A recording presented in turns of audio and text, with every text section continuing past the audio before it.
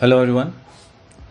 So in my last discussion, we discussed that nothing is in our hands and it is all programmed by will of God, or we can say cosmic law or universal law or universal algorithm, जो programming की मैंने बात की थी. And you can easily understand that with your own experience of life events. And if we keep realizing it on day-to-day basis based on our own experience, not because it is written in some book or I am saying it or someone else is saying it, with your own experience, then your ego starts dying because it realizes that ये मेरे बिना सब हो ही रहा है, and it is not about me at all. And तो उसकी death होनी शुरू होती है. However, in that stage, with my experience, it might so happen that कि एक helplessness की feeling आती है. वो आ भी सकती, नहीं भी आ सकती, पर वो आती है because किसी की डेथ हो रही है तो तड़पेगा तो सही थोड़ा. तो फिर एक क्वेश्चन उठता है कि जब सब कुछ मेरे हाथ में है ही नहीं, तो मेरे हाथ में क्या है? कुछ भी नहीं है, तो कुछ तो होगा, मतलब मेरे हाथ में क्या है, ये एक क्वेश्चन उठता है. सो आज इस पे थोड़ी चर्चा करते हैं कि मेरे हाथ में क्या है. सो हम क्या हैं? अगर हम गहरे में देखें तो हम पुरुष और प्रकृति का जोड़ है. अब पुरुष जब मैं यहाँ यूज़ करूँगा तो इसका मतलब मेल या फीमेल नहीं है, उसको आप उस तरह से ना लें. और बेसिकली पुरुष मीन्स बीइंग या कॉन्शियसनेस, अवेयरनेस. उस पर थोड़ी और आगे चर्चा करेंगे, but it's nothing to do with male and female. So प्रकृति अपना खेल खेल रही है, बट द थिंग इज प्रकृति बिना पुरुष के खेल नहीं खेल सकती. पुरुष की मौजूदगी, जो बीइंग है उसकी मौजूदगी अनिवार्य है, बहुत ज़रूरी है, बिकॉज वही मीडियम है, वही बेस है, वही प्लेटफॉर्म है जिस पर पूरा नाटक चल रहा है. अब उसकी प्रेजेंस के बिना प्रकृति अपना खेल नहीं खेल सकती. और जो ये प्रकृति खेल खेलती है वे कलेक्टिव खेल है, ये परस्पर जुड़ा हुआ है. जैसे अगर सूर्य ग्रहण होगा तो पूरी प्रकृति प्रभावित होगी. सब घटनाएं एक दूसरे से जुड़ी हुई हैं, इतनी जुड़ी हुई हैं कि जिसका कोई हिसाब नहीं है, बस हमें पता नहीं. हम सब मतलब एक दूसरे से, not even with human beings, व्यक्तियों से नहीं, हम पौधों से, पत्तों से, जीवों, जंतुओं, पहाड़ों, नदियों, आकाश, तारों, ग्रह, नक्षत्र, सब जुड़े हुए एक लयबद्ध तरीके से प्रकृति अपना एक पूरा कलेक्टिव खेल खेल रही है. और हम सब चीज का जोड़ है, हम मतलब प्रकृति. अब प्रॉब्लम ये हुई, वैसे तो इसे प्रॉब्लम भी नहीं कहना चाहिए इन deeper sense, but for understanding process problem कहें या दुर्भाग्य ये घटाए, हम पुरुष और प्रकृति का जोड़ है और पुरुष अपने को प्रकृति मान लेता है. अब हम पूछते हैं कि हमारे हाथ में क्या है, तो ये तो प्रूव हो गया और आप अपने एक्सपीरियंस से देख भी सकते हैं, जो मैंने लास्ट डिस्कशन में कहा था कि क्रिया तो हमारे हाथ में नहीं है. तो कोई घटना हमारे हाथ में नहीं है, ना हमारे सोचने से होती है, क्योंकि जो थॉट आया वही हमारे हाथ में नहीं है, जैसे मैंने कहा था. और अगर कई बार हमें लगता है कि एक घटना हमारे सोचने से, हमारे करने से होती है, तो ये ऐसा होता है कि एक छोटी सी स्टोरी थी कि एक आदमी बैठा था पेड़ के नीचे और पेड़ पे कौवा बैठा था.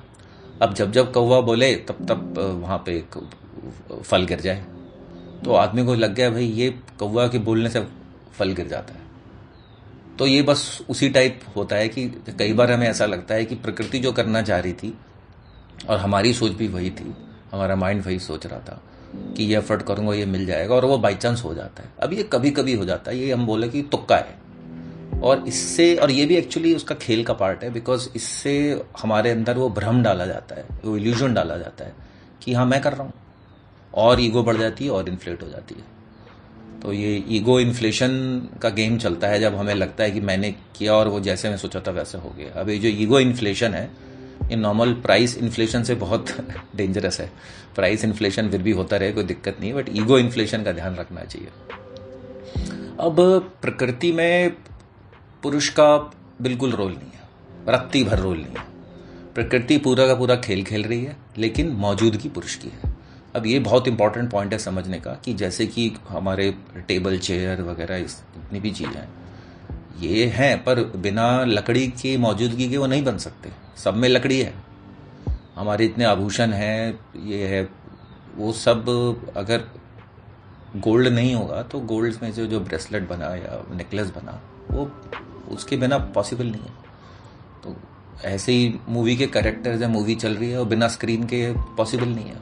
या फिर कहें कि लहरें बिना समुंदर के पॉसिबल नहीं है, या नीला आकाश चाहिए हमें, तो वो क्लाउड जो है, वाइट क्लाउड है, वो पॉसिबल नहीं है बिना नीला आकाश की मौजूदगी के। तो ऐसे ही प्रकृति बिना पुरुष की मौजूदगी के अपना खेल नहीं खेल सकती। अब दो चीज़ें हैं देखिए, और यही हमारा द्वंद्व भी है, यही वो डुअलिटी है कि हम प्रकृति भी हैं और पुरुष भी। अब जो ये पूरे पौधे, नदी, चांद, तारे, ग्रह हैं, इन सब में पुरुषत्व छुपा है, पुरुष छुपा हुआ है। पर है क्या कि वो सोया हुआ है, या मैं कहूँ कि वो अदृश्य पुरुष छुपा हुआ है। लेकिन ह्यूमन बीइंग्स में क्या हुआ कि मनुष्य में कि पुरुष भी है, पुरुष प्रकट रूप में है और प्रकृति भी प्रकट रूप में है। ये एक बहुत ही महान घटना हुई। अब बाकी जगह में भी कॉन्शियसनेस है, या पुरुष में कहूँ वो है, पेड़ पौधों सब में, इन सब में, पर वहाँ वो सोया हुआ है या छुपा हुआ है या अदृश्य है, और उसके जागृत होने की ज़रूरत भी नहीं है, उसके बिना ही प्रकृति अपना काम आराम से करती है। लेकिन मनुष्य में ये एक बहुत ही, मतलब कहा जाए तो बहुत महान घटना हुई। वो भी क्यों हुई, क्योंकि चलो उस पर चर्चा करेंगे आगे, बट यह एक महान घटना है क्योंकि मनुष्य में पुरुष प्रकट रूप में खड़ा है, और प्रकृति तो है ही प्रकट, और बाकी प्रकृति में अदृश्य रूप से काम करता है। वहाँ ज़रूरत भी नहीं है, और इनफैक्ट उसे ख्याल भी नहीं कि वहाँ वो पुरुष है, वो अदृश्य रूप से एज ए सेट प्रकृति में काम करता है, बाकी उसमें। और गहरे में देखें तो ये सारी जो प्रकृति है, ये परमात्मा या पुरुष के गर्भ में है, पूरी प्रकृति। और आप गर्भ में देखें तो माँ क्या करती है? माँ तो कुछ नहीं करती। माँ, अगर एज ए पुरुष एनालॉजी लूँ, सब कुछ अपने से होता है।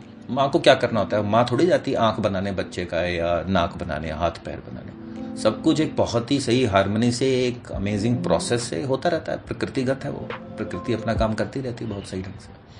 अब मनुष्य में क्या हुआ, जो परमात्मा या पुरुष का एक हिस्सा गर्भ से बाहर आ गया, गर्भ से बाहर आ गया बहुत गहरे में अगर बोले तो, क्योंकि उसको अपना खेल देखना था।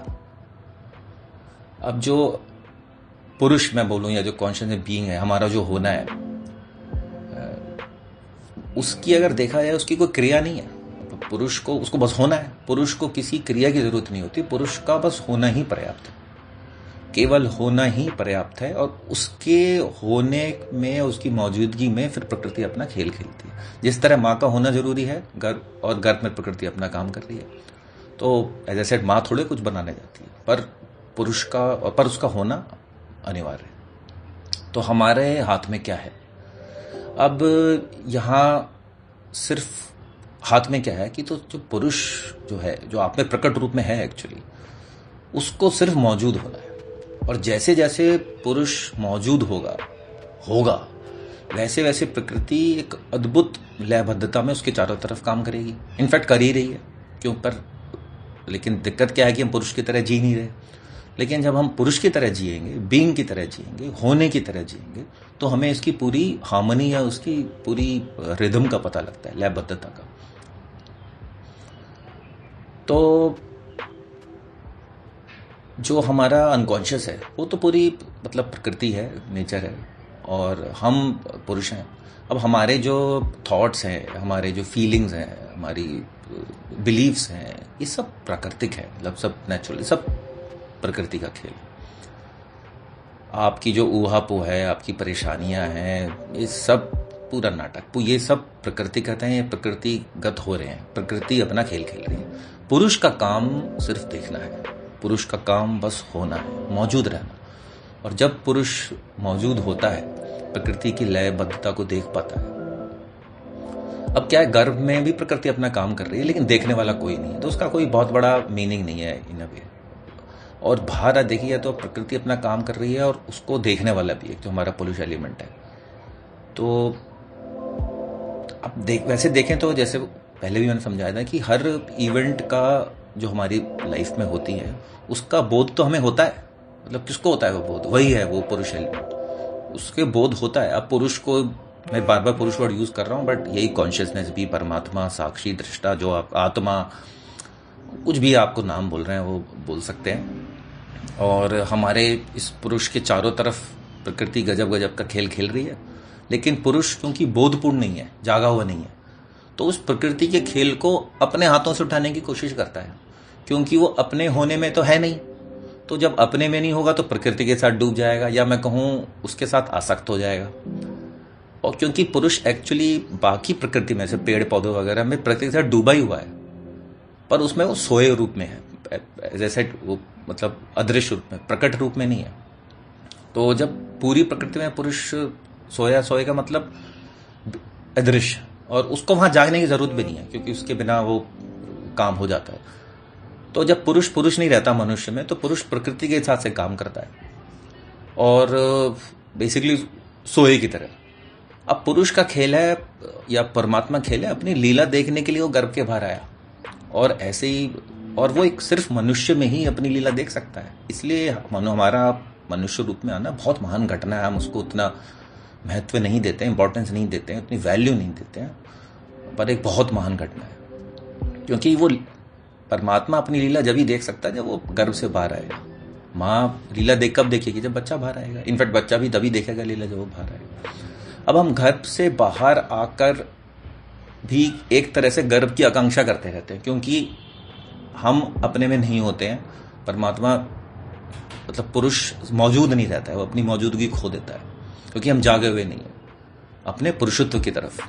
अगर पुरुष जागा हुआ नहीं है तो फिर एक तरह से आप फिर गर्भ में जाने का आयोजन कर रहे हो। और अगर मतलब पुरुष होके भी गर्भ वाला में ही पड़े रहोगे तो बहुत ही काइंड ऑफ गलत ढंग होगा क्योंकि जो ये खेल आप देखने आए थे वो खेल नहीं देख पाए, तो बार बार गर्भ के चक्कर लगेंगे। फिर बार बार आप उस गर्भ की तरफ भागने का ट्राई कर रहे हो, तो बार बार जन्म, बार बार चक्कर चलता रहेगा। प्रकृति तुम्हें बार बार बाहर फेंकेगी और हम बार बार गर्भ में जाएंगे। क्यों? क्योंकि आप खेल में इन्वॉल्व होके अपने पुरुषत्व को भूल जाते हो और इस प्रकृति को अपने हाथों से चलाने का ट्राई करते हो। आप खेल में इन्वॉल्व नहीं हो और सिर्फ अपनी मौजूदगी, अपनी प्रेजेंस में हो, तो छूट जाओगे इस गर्भ के चक्कर से। क्योंकि ये जो कर्ता का भाव है कि क्योंकि आप भूल जाते हो, तो वो बार बार घर जाने की कोशिश करता है। तो इतनी ही बात है कि मतलब ये विज्ञान अगर पकड़ में आ गया कि आप कर्ता के तल पर मौजूद मत रहो, दृष्टा बोल दूं या पुरुष बोल दो या बीइंग बोल दो, कुछ भी वर्ड बोल दो, उस तल पे आप रहोगे। जितना आप रहोगे तो उतना आपको उस प्रकृति की खेल की लयबद्धता, उसका मजा, उसका समझ में। आप इन्वॉल्व नहीं रहोगे। इन्वॉल्व मतलब गर्भ में जाना। सो क्वेश्चन का आंसर कि हमारे हाथ में क्या है, तो हमारे हाथ में हमारा होना है, जो कि आप हो ही, और इतना आसान है कि आप हो ही वो। तो हमारे हाथ में भी बोलना मुश्किल हुआ है, बट आपको होना है। जस्ट बी वाले जो बात होती है, तो वो पर एक छोटा सा क्वेश्चन फिर आता है कि वो पकड़ में क्यों नहीं आता है। अब ये क्वेश्चन कल मैं अपनी वाइफ से भी डिस्कस कर रहा था, तो उसने पूछा कि इसके स्टेप्स क्या हैं, अपने होने के स्टेप्स क्या हैं। तो आंसर इसका बहुत मुश्किल है, बिकॉज अगर x को y की तरफ जाना है तो मैं स्टेप दूं कि x1 x2 x3 y1 ऐसा करके x2 y अब जा सकते हो, पर x को x पे जाने का क्या स्टेप दिया जाए? वो तो है ही ना x। और ये इतना पकड़ में इसलिए नहीं आता because it's too simple to accept कि इतना आसान हो सकता है, and it is too kind of too good to be true, and it is too subtle to understand. That is our problem. मतलब ये it is closer to the closest. ये इतना क्लोज है क्योंकि आप ही हो, तो ये ढूंढना थोड़ा मुश्किल हो जाता है। लेकिन ये थोड़ा जब मतलब खेल में टाइम आएगा तो, या फिर आप ट्राई कर सकते हैं अगर ये टाइम अभी भी है, कि अपने होने में जितना आप रहेंगे वो एक तरह से बोल सकते हैं कि हमारे हाथ में है। Thank you so much.